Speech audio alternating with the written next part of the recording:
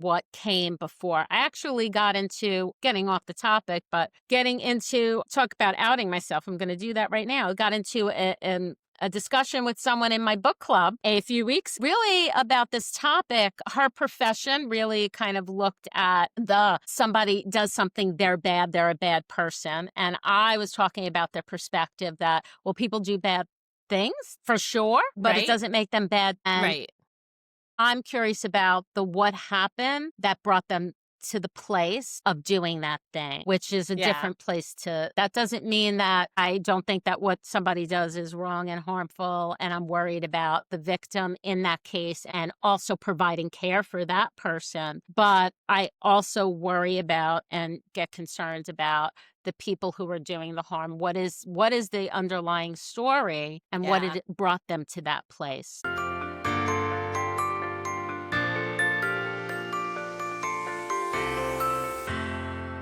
Welcome to Therapy, Tech, and Takeout, where humor meets healing with bite-sized chunks of wisdom and techie tips. I'm Toni Teixeira. I am a therapist, entrepreneur, recovering overthinker, and an ethics nerd. I'm Jackie Toale, an entrepreneur, unapologetic spreadsheet addict, and low-rent stand-up comedian. Hey, Toni, what you vibing on this week? It's so good to see you. Jackie, so good to see you, too. I'm really vibing on Thanksgiving this week coming up. Just really excited about family coming together, and it is my absolutely favorite holiday because it's just like all about gratitude and you get to give and, think about just all the best stuff. So I really love it. I love even though I don't eat turkey, I enjoy making all the fixings. I've been hosting for many, many years, and sometimes it's a small bunch and sometimes it's a big bunch. So this year I'm especially excited because my sister's coming with some of her kids. Yeah. And my mom will be here and she's 94 years old. So that's awesome. I'm really feeling a lot of gratitude to have her for another Thanksgiving. Yeah. And just a little something about me, a little fun fact. I was born on Thanksgiving Day. Gosh, that's awesome. Yeah. So every year it doesn't feel like it's my birthday until it's Thanksgiving. And I get this awesome, holiday, birthday celebration. It just feels like I'm surrounded with a lot of love. So November's kind of my birthday month. And I think of it as just the whole month because I get my birthday, I get Thanksgiving, family. That's awesome. So yeah, I'm just really excited about that. How about you? What's going on for you? I think this week I'm super excited for Thanksgiving too. I'm trying to embrace when things don't go right, as can happen when you're getting together with big groups of people. Or even today, I walked outside to take my dog out for a walk and I was walking for a few minutes and I was like, one of my feet feels really hot and the other one doesn't. And I forget what it's called, but where one of my hands will get really hot and the other one's freezing cold and stuff. It's something. I don't usually get it with my feet. And I looked down, I had two totally different shoes on. I had a Birkenstock and a loafer, not even close. I'm how did I do this? It's not nighttime. It's the middle of the day. I'm very far from home at that point. And so I was just I'm walking around my neighborhood with two different shoes on. It is what it is. It is what it is. We're just rolling with it. It's, so yeah, I'm trying to just laugh and enjoy and embrace the chaos of the season, and have a good time with it. But I am also super excited to get into our topic today. I think it's really interesting, and I think it kind of ties into a lot of the topics that come up around family and privacy and all that type of stuff. So if you're open to it, we can jump right in. Yeah, for sure. Let's do it. Fantastic. Well, so today we're talking about an article. What was it? It's a Newsweek article. Yep. About a mom who, her son had recurring psychotic episodes. Is that the right way to say it, Toni? Is that an insensitive way of saying it? It feels I don't know. Okay, so he was having these episodes and episodes of psychosis. Psychosis, thank you. And her younger son came in and was you've got to see what he's posting on Snapchat, the older brother that's having these episodes. And at first she was really horrified by the level of exposure and the consequences of that and all of that stuff. But I think through the process, and it was something that I don't think she was really able to fully rein it or, stop either.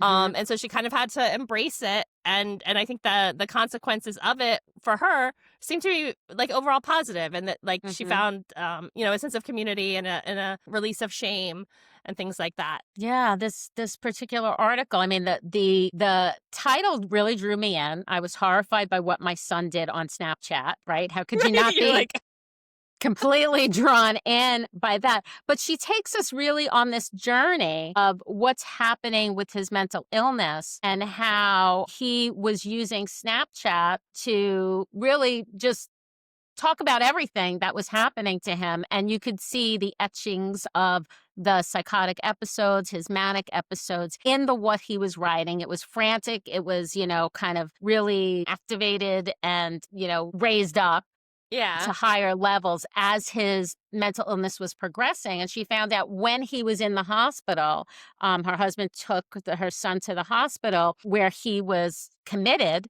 and and still had his phone. So he was really talking about what he was experiencing in that moment to an outsider who might be reading it and not know that this person has a mental illness, might think that he's being trapped, he's being abused, he's right. being harmed when you don't have the situation and the context. It looks very different. And that really got me thinking too about what happens in social media and what people are sharing, how we're not always getting the full context of what's going on. So it said a lot. I felt like that was really a big piece to really think about in this article, just in general about social media, but very specifically about mental illness and what that looks like when people are sharing. And sometimes they're oversharing, they're exposing themselves Yeah. and they're exposing their families. Yeah. I think it's an interesting like I didn't even know that that was something that was possible. Like I thought if you wound up in like a residential treatment situation, at least from like things I've known about in the past, like usually like media and like having your phone and stuff like that is something that people don't have access to. They eventually took his phone away from him. It was Yeah. before they took his phone away Yeah. that he was in his episodes and also able to share on social media. But there was this other kind of critical piece that was going on, which is anasagnia. Try trip over that word, which is a lack of insight or awareness that you have a mental illness and that anything is going on. So it feels like everybody else is wrong, right? You're like Right. really aware of what's happening in the world. So when you're sharing kind of from that perspective, then you're really going to be writing about how other people are harming you rather than really understanding what your behavior is and what's happening, and that there's a mental health condition even going on. It's not, in the old days we would think, oh, people are in denial, but it's really a critical piece of some kinds of mental illness that people might actually not be kind of having that awareness Yeah. that there's harm here, that Right. their own mental illness is harming them, and it's not other people that are harming them. So, and from being from the outside, when you hear that again, you might think that that person is being harmed, not really realizing that there's a mental illness. So I think we have to be really careful about what we're accepting as fact. Yeah. When we know families are on board and taking care and you know, Yeah. doing all that stuff, yeah. Well, and I think it's interesting too to think of what would we want like these platforms to have a responsibility for as well? Mhm. Like is Yeah. there something in, when we think back to some prior conversations we've had about like using AI for like, conversational things, especially in teens and alerting parents of concerning behaviors or things like that, would we want these platforms to be like trying to detect, if somebody is in crisis? Mhm. I don't know. I think it's an interesting component, an interesting opportunity for perhaps help for people. And then also Mhm. maybe like protecting the person too. Like, I mean, it's a weird balance, right? Because like Right. if you're not in, a mentally sound state to be putting things out there, do you want something out there that's going to live forever? about yourself, Yeah. especially when you're a Yeah. teenager. It's a difficult position to Yeah. be in. It's a very slippery slope in terms of protection and awareness and helping people, and then we can get into the area where there's way too much control. Yeah. Like, weighing out the risks and the benefits of it are, really we're getting into that ethical area. Like, what if artificial intelligence could pick up that somebody had a mental illness and they were in an episode and the way they were writing was from that place and they didn't know it, so AI could detect it and help that person, and they could shield them from, like you said, having something written on social media that would be there forever. But then we have the worry that there's something that is kind of controlling and freedom of speech. I think that kind of could Right. take away our freedom of speech if AI decides this isn't appropriate. Because then we have the other end of the spectrum where, survivors of assault, victims of sexual assault, who might come out. Somebody could see that as well. Is that mental illness? That person, maybe they're not telling the truth. Maybe we shouldn't believe them. Right. So we have to be worried about who has control of that and what that looks like. What I think the moral of the story was in this situation, which was really interesting, was all of that was out there. The mom was feeling, Collie Gallagher, I think was her name. She was feeling really exposed. She had come to the understanding that we all have to, in all walks of life, not just with mental illness, but that we can't control somebody else, that they have to make the decisions, whether they have mental illness or not. We can't Yeah. control what our family members are doing. And she made peace with that. And instead of it ending up being something that was working against her and making her feel worse, she actually found more support, like you mentioned in the beginning, from the community, her community, and just communities of people who understood Yeah. and could relate to what it was that was happening. So, like, letting it run its course actually did Yeah. something really, really important. Yeah. I mean, That's it the thing brought I up come back to, things. like, yeah, well, how much, would she Yeah. have been robbed of the experience of, having this forcefully, I guess, exposed, but then having it out there and it's no longer something where, she can't talk about it or, it's kind of out of her control and it's out there. And like, you just have to kind of pick up from where you are and move forward. And what a gift that actually wound up being for her in her life, and if it had been censored or pulled or whatever, you know, that wouldn't have been available. And I think it's, people living with people with mental illness and stuff. I think it is its own kind of like isolation, it has its own isolating characteristics to it as well. And so I think it's interesting to see the positive after effects of having some of this stuff come out. I thought that was really interesting. Yes, she talks about using his social media posts as an early detector Yeah. of what's happening. Is he in a manic episode? Is his psychosis increasing? She was watching his social media to check on his symptoms to see how he was doing, to figure out if he was using drugs, because the Yeah. impact, of drugs on top of a mental illness is going to exacerbate a lot of what's going on. Wondering if she should call the police, really noticing, and family members were helping her do that. I think she said her Yeah, other you kind of share children. the too. Yeah, and the other thing was worry of suicide. Yeah. If he's not posting on social media, then she's worried that, is he contemplating suicide? He's not showing up. Yeah.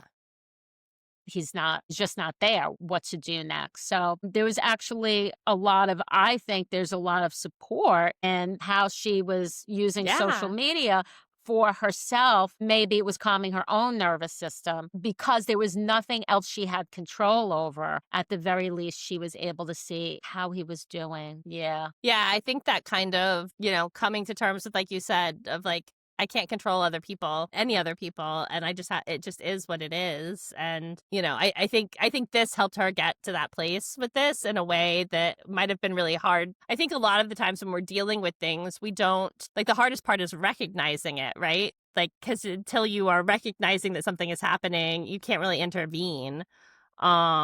And make any changes. And so I think that this kind of like made her recognize things in a different way. But oh God, my heart just broke for how hard it Yeah. must have been to get from, those beginning steps to where they are. Yeah. From the wanting to really shut this down so nobody knows what it Right. is to accepting help and support. Think about like what that journey. I mean, I really felt like I was on this journey with her as she went through the story, and her son is doing better, and she also realizes that that's no guarantee either. So she makes the whole process very real, very relatable, and it's not like a story where there's a happy ending or a not happy Right. ending. It's Yeah. like she really talks about the reality of living with someone with the mental illness and what it's like to be a family member in there and have it broadcast all over Right. social media. Yeah. Yeah. I think it's something that while like maybe not the exact same set of situations occurs, I think so many people can relate to these types of things, be it from mental illness or addiction or, you know, drug induced psychosis thing, Hmm. like there's just so many different things that kind of touch on a lot of these through lines. Hmm. And I think it's also really helpful to see it, at least for me, from the framing of like this is a person, this is my child, like this is somebody like I'm going to love, like that, like it's not like Yeah. there's not like you have to figure out how to love that person through these really difficult times and deal with that. Like, is it protecting or, like how do you, and as kids, age into adulthood and stuff, the complications of all of that. But I think the storytelling in the article was really, she did an excellent job of really kind of bringing all of those emotions and difficulties to light in a really beautiful way. Yeah, I think so too. I think it also speaks to the not just mental illness, but just the other things that we can't control that people do on social media, whether they be family members or friends. We don't agree with everything that friends or family does. I think that there are a lot of people also because of the fractions in Yeah, our world that other, they shame and other people who are not like themselves. absolutely. And there's something to be said for this let it ride, Yeah, like moral to the story, which is I can't control it. So yeah. let it just be there. I was just wondering how we might want to talk about how that attitude could be helpful in all places and in all walks of life, and understanding that the best way to deal with what we can't control is to really let it be and let it go. Yeah. What do you think about that? I How mean, does that land for you? I think this is a really good example of it, and I think I'm lucky enough right now to have a few other examples of it with, like, friends in my life and stuff, but yeah, I think, especially being, like, a woman and a mom and a professional and stuff in my life, like, there was, like, work me, and then there was, like, me. Like, but, like, work me was, like, not me, right? But it was something where I was, like, to 90% of people, like, your goal was to be, like, buttoned up and, like, almost Yeah, robotic that's and, right. like, like, nothing is bothering me. I have everything under control, like, and, like, life's not like that. Life is messy and difficult and hard. And I Mhm. think it's really cool to see, some of my friends, ones that are in leadership positions and one that aren't, like, being honest about the difficulties and the struggles of life in a way that I don't think I was comfortable doing. 10 years ago in my career, but I'm trying to embrace more of it now because I see the benefits that, in yours to folks who can embrace it. But it's hard. Like it's a To show the messy side, to show yeah. the it's Yeah, yeah, to that change, yeah, yeah. It's a family pattern too, right? Like I mean, it's like I grew up in a family where it was like very professional and stuff, like outwardly facing and things he needed to look a certain way and stuff and so it's like, I think that it's hard to you have to Mhm. just, kind of take Yeah. slow steps to kind of release yourself from that. It's not for everyone, and I'm also thinking about the not only what I wanna share, but also my reaction or my response to what other people share. Yeah. And that it's not up to me to shut it down. It's not up to me to judge or to say, this is I approve or disapprove of the way you live your life or, the what it is that you share. I can certainly choose to, kind of unfollow, Yeah. which I've done in my life, but it just got me thinking about the critical piece and how people can be really critical of other people on social media for what it is that they share when we really don't have control over that. I mean, I don't want to get into, a discussion of like, we can get into a discussion of freedom of speech and stuff like that and harm and what the harmful speech is. But I'm really just talking about the sharing, how I live my life, who I am, my identity, My what's values. Yeah. my values, the what's happening, for me. Just because it's someone else in my family doesn't mean I carry the burden of that or Yeah. I should feel shame for that. It's like, really, I'm wondering how to teach people to just be more curious about information and what people are sharing, to kind of from a non-judgmental, compassionate way, because we don't know who's struggling with a mental illness. We don't know, what people are sharing and what it means for them. But it doesn't really harm me. If it doesn't really personally harm me and somebody's sharing something, but I need to shut it down because it's a family member or a friend. Yeah. It's like that's something I struggle with a lot.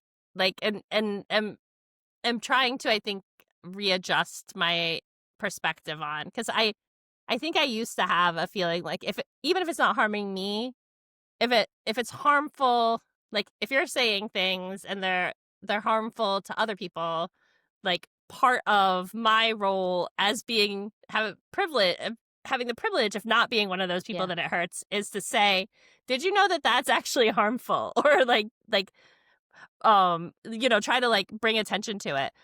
And I think I used to be more of a fight every battle type person with that. And I think now it is much more, you nailed it on the head, being curious and trying to ask more questions when something like makes the hair on the back of my neck stand up in in that way, to try to just like ground and center and then like be curious, because I do really honestly believe there's so much more similarity.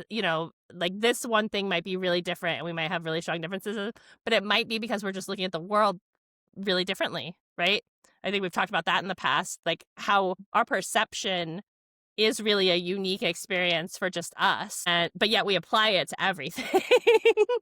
um, Yeah, we and forget so that other people have different perspectives. I right, mean, this is kind of like watered down and out of left field, but have you seen the Wicked movies? Number 2 I just came out. have, Did you watch Wicked, right? I know, I Just just saw it, I did, loved it. Me too. Yeah.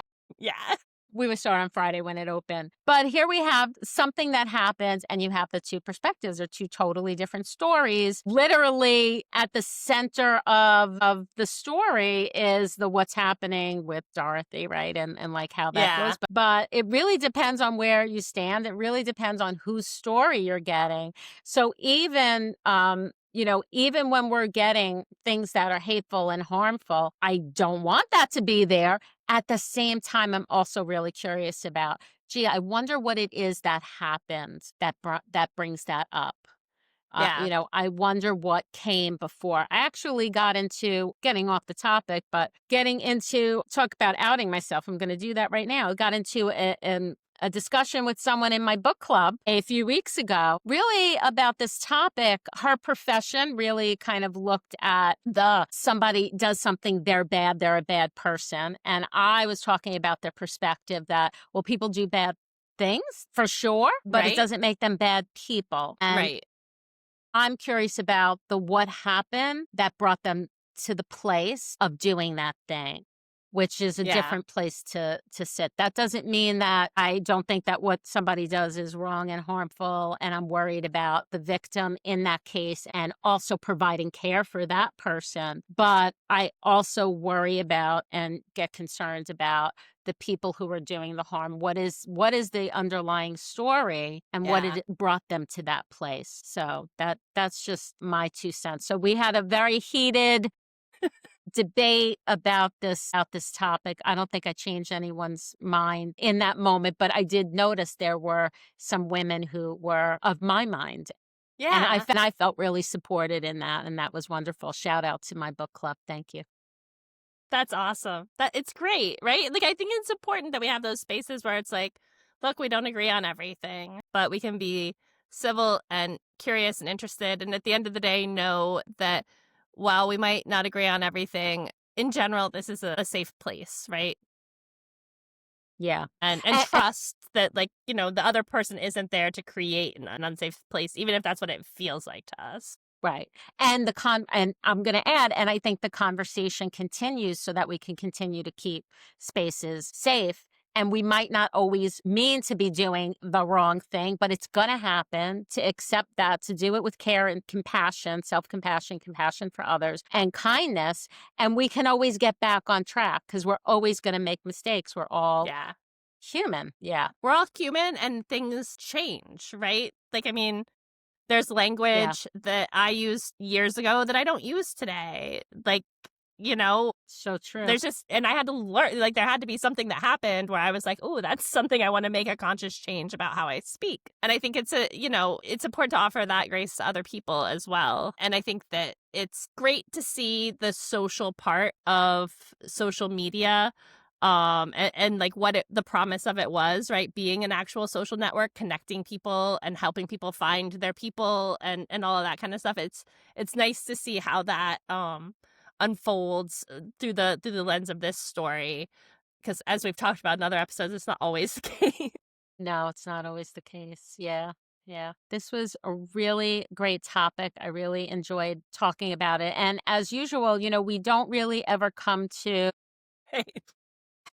like an aha moment. We have like aha moments, but it never really, there's no way to really like even sum this up except to really, the wicked metaphor of it really depends on where you stand and whose perspective that you have and in what moment of time in time. This mom at the Yeah. beginning saw social media as being harmful and she felt so much shame and vulnerability. And then over time, it became a source of strength and community for her. That was really helpful. So, we're back to the like, it really depends. It Yeah. really depends on where you stand and who you are. So Yeah. It really thank you does. for finding this wonderful article for us to discuss. Absolutely, Toni. this Thanks for week. finding the time between your birthday and your holiday. I appreciate it. Thank you. You too. Have a great, happy Thanksgiving. Happy Thanksgiving. Yes. Don't forget to like and subscribe. We'll see you guys next week. Take care. Take care. Bye-bye.